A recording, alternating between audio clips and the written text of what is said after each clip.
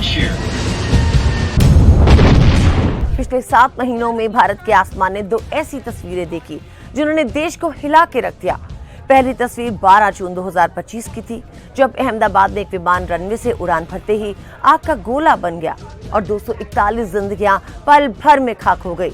उस वक्त कुमार रमेश नाम का एक यात्री चमत्कारिक रूप से बचा था, क्योंकि वो सबसे सुरक्षित माने जाने वाली सीट नंबर 11A पे बैठा था।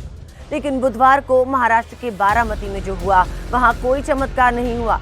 वहाँ सिर्फ धुआं था, आग की ऊंची लपटें थी और एक ऐसी तबाही थी जिसने महाराष्ट्र की राजनीति के एक बड़े चेहरे अजीत पवार समेत 5 लोगों को हमेशा के लिए खामोश कर दिया।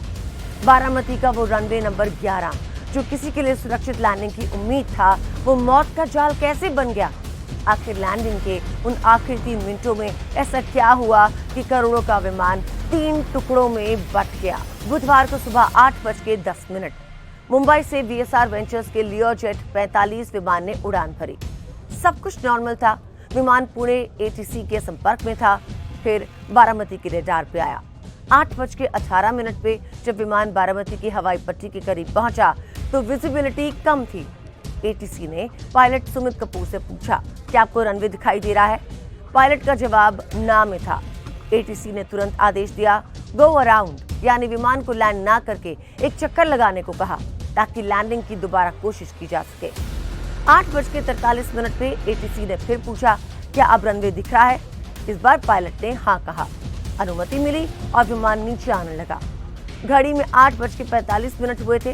रनवे सामने था, लेकिन किस्मत को कुछ और ही मंजूर था।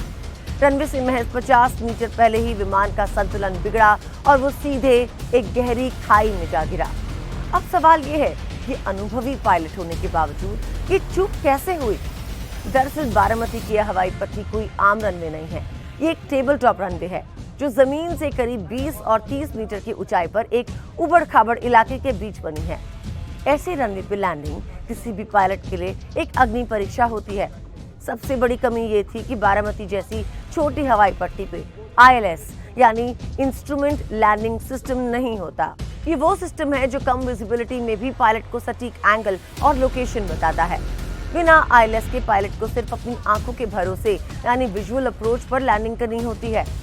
16,000 घंटे का अनुभव रखने वाले कैप्टन सुमित कपूर और शांभवी पाठक ने पूरी कोशिश की, लेकिन टेबल टॉप रनवे के अंत में जो खाई थी, वही इस विमान के लिए काल बन गई।